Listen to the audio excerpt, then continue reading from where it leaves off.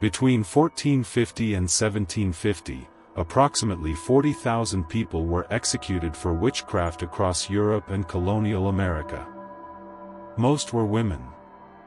They were burned alive, drowned, hanged, and tortured until they confessed to impossible crimes. Flying on broomsticks. Making pacts with the devil. Cursing their neighbors with disease and death. This wasn't superstition from the Dark Ages. This was happening during the Renaissance. During the age of exploration and scientific advancement. And the reasons why reveal something terrifying about human nature. The witch trials weren't ancient. They were surprisingly modern. The peak of witch hunting happened between 1580 and 1630. The same period when Shakespeare was writing plays and Galileo was discovering moons around Jupiter. Civilization and mass hysteria existed side by side. The word witch comes from the Old English wiki, meaning wise woman. In early medieval Europe, wise women were healers. Midwives. Herbalists. They knew which plants could ease pain, induce labor, or prevent pregnancy. In a world without doctors, they were essential. But knowledge was dangerous. Especially for women. The Catholic Church viewed these women with suspicion.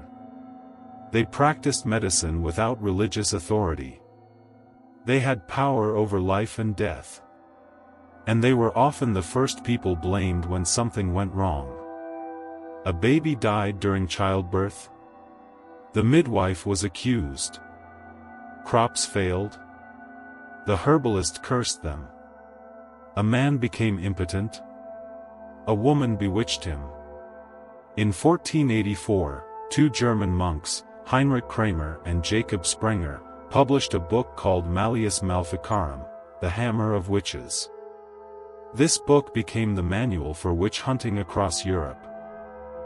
The Malleus Maleficarum claimed that witches were real. That they made pacts with Satan. That they could fly, shape-shift, and cast curses. It described how to identify witches, interrogate them, torture them, and execute them. It also claimed that women were more likely to be witches than men because women were weaker, more lustful, and more easily corrupted by the devil.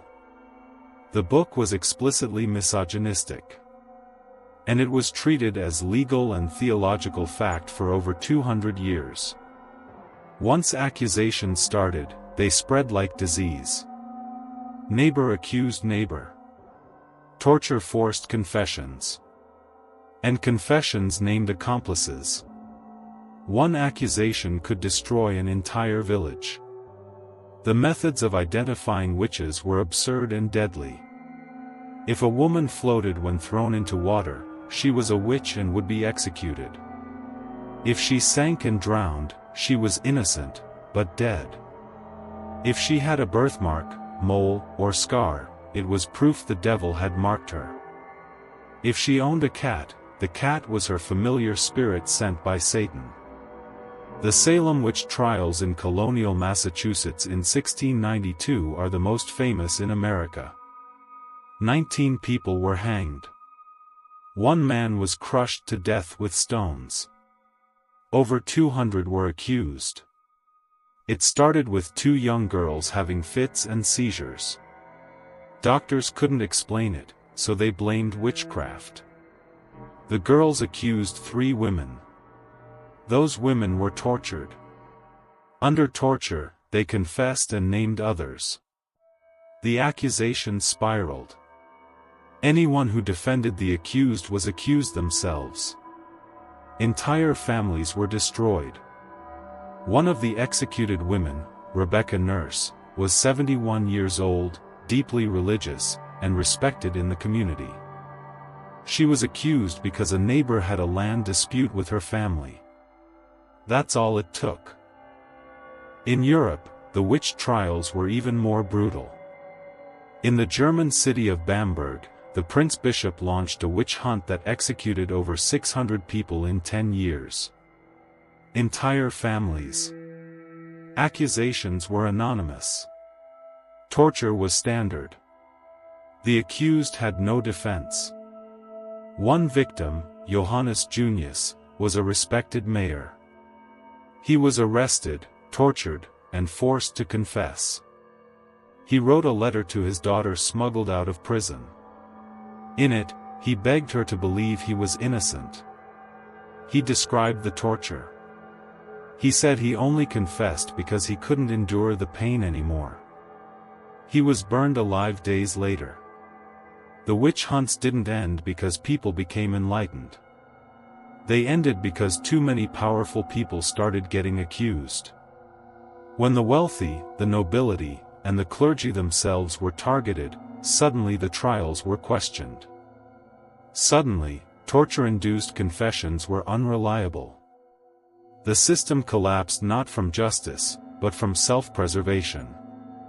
The last known execution for witchcraft in Europe was Anna Goldie in Switzerland in 1782. The Salem trials in 1692 marked the end of major witch executions in America. But belief in witchcraft didn't die. Even today, in parts of Africa, India, and Papua New Guinea, people are still killed for witchcraft accusations. Thousands have been murdered in recent decades. The witch trials weren't about magic. They were about control. Control over women who had knowledge. Women who had independence. Women who threatened the social order. The real horror is that these trials were legal. Supported by the church. Endorsed by governments. Carried out by ordinary people who believed they were doing God's work. 40,000 people burned. Not for practicing witchcraft. But for being inconvenient. For being different. For being women with power. That's the truth no one talks about.